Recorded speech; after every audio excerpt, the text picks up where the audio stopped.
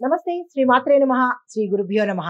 మార్చి 28, 2025 శుక్రవారం నాటి పంచాంగం ప్రకారము శ్రీ క్రోధినామ సంవత్సరం ఉత్తరాయణం శిశిర ఋతువు పాల్గొన మాసం కృష్ణపక్షం సూర్యోదయ సమయం ఉదయం 6:17 సూర్యాస్తమ సమయం సాయంత్రం 6:25 ఈ రోజు తిథి చతుర్దశి రాత్రి 7:52 వరకు. తదుపరి అమావాస్య తిథి ప్రవేశము. ఈ రోజు నక్షత్రం పూర్వభాద్ర రాత్రి 9:59 వరకు. తదుపరి ఉత్తరాభాద్ర నక్షత్ర ప్రవేశము. ఈ రోజు వర్జము ఉదయం 6:18 నుండి ఉదయం 7:44 వరకు. దుర్ముహూర్త సమయం ఉదయం 8:42 నుంచి ఉదయం 9:31 వరకు.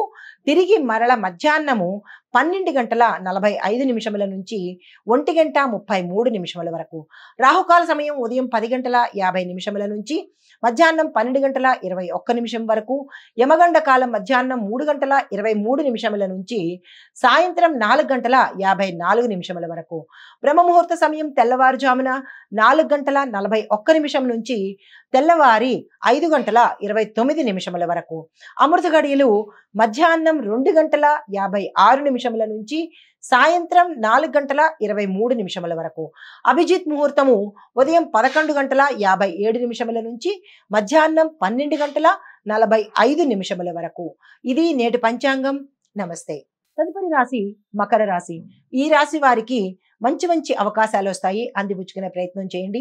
ఈ రోజు మీరు ఏ పని చేసినా సక్సెస్ అయ్యే అవకాశం ఉంది. వ్యాపారస్తులు కానీ ఏ రంగంలో ఉన్నవారైనా సరే తప్పనిసరిగా మంచి ప్రయత్నం చేసే పని పెట్టుకోండి, పెట్టుబడులు పెట్టుకోండి. డబ్బుకు సంబంధించిన లావాదేవీలు కానీ ఒప్పందాలు కానీ ఈ రోజు తప్పనిసరిగా చేసుకోండి. సక్సెస్ సాధించే అవకాశం గోచరిస్తోంది. అయితే ఆరోగ్యపరంగా చూసినట్టయితే చాలా చక్కని ఆరోగ్యం ఈ రోజు మీ వంతు అవుతుంది. కుటుంబ పరంగా చూసినట్టయితే మంచి వాతావరణం కనబడుతోంది. ఆర్థికంగా చూసినట్టయితే కనుక మీకు ఆకస్మిక ధన ప్రాప్తి, భూమి వస్తు వాహన యోగం కనబడుతోంది. దాని తగ్గ ప్రణాళికలు ఈ రోజు వేసుకోండి.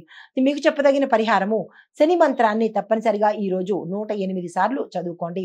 ఓం ప్రాం ప్రీం ప్రౌం సహ శనేశ్వరాయ నమః అనే మంత్రాన్ని కానీ, ఓం శం శనేశ్వరాయ నమః అనే ఈ మంత్రాన్ని కానీ, లేదా శని గాయత్రిని కానీ తప్పనిసరిగా చదువుకోండి. శని గాయత్రి 19 సార్లు, శనీశ్వరుడి మంత్రము 108 సార్లు తక్కువ కాకుండా చదువుకోండి. శనీశ్వరుడి ఆలయ దర్శనం చేసి మీ వంతుగా స్వామివారికి ఏదైనా నైవేద్యాన్ని సమర్పించుకోండి. తదుపరి రాశి కుంభరాశి. ఈ రాశిలో ఉండే వారికి విద్య, ఉద్యోగ, వ్యాపార, వ్యవసాయ రంగంలో, పారిశ్రామిక రంగంలో, ఇలా అన్ని రంగాల్లో ఉన్న వారికి చాలా చక్కని రోజు. మీరు ఏ ప్రయత్నాలు చేసినా సక్సెస్ సాధిస్తారు. ఆర్థికంగా చూసినట్టయితే మీరు ఊహించని లాభాలు గోచరిస్తున్నాయి. ఆర్థిక పరంగా పెట్టుబడులు పెట్టడానికి లేదా ధనపరమైన లావాదేవీలు చేసుకోవడానికి ఈ రోజు చక్కని రోజు. ప్రణాళికలు వేసుకోండి. ఆరోగ్యపరంగా చూసినట్టయితే కనుక అనారోగ్య సూచనలు చాలా తీవ్రంగా కనిపిస్తున్నాయి. డాక్టర్ పర్యవేక్షణ తప్పనిసరిగా చేసుకోండి. మీకు చెప్పదగిన పరిహారము శివాలయంలో మీ పేరిట అభిషేకం కానీ అర్చన కానీ తప్పనిసరిగా చేయించుకునే ప్రయత్నం చేయండి. తదుపరి రాశి మీనరాశి. ఈ రాశిలో ఉండే వారికి ఆత్మస్థైర్యం పెరుగుతుంది. ఆర్థికంగా చూసినట్టయితే ధనలాభాలు కలుగుతున్నాయి. ఆరోగ్యపరంగా చూసినట్టయితే బీపీలు, షుగర్లు, ఇలా దీర్ఘకాలికమైన వ్యాధులు కానీ రుగ్మతలు కానీ ఉన్నవాళ్ళు, గుండెకి సంబంధించిన ఏదైనా కానీ అనారోగ్య సూచనతో అంటే దీర్ఘకాలికంగా బాధపడుతున్న వారికి ఈ రోజు మరింత తీవ్రతర అయ్యే అవకాశం కనబడుతోంది. ఆరోగ్యపరంగా అస్సలు బాలేదు కాబట్టి డాక్టర్ పర్యవేక్షణ తప్పనిసరిగా తీసుకోండి.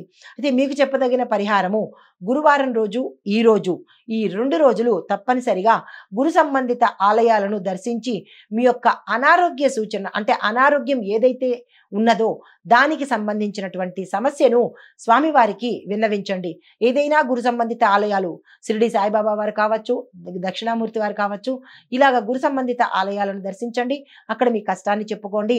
ఎవరైనా పేదవారికి కానీ గుడి ముందు ఉన్నవారికి కానీ మీ యథాశక్తి ఒక ఆహార పొట్లం కానీ లేదా ధనాన్ని కానీ దానంగా ఇచ్చినట్టయితే విశేషమైన ఫలితాలు పొందుతారు. నమస్తే.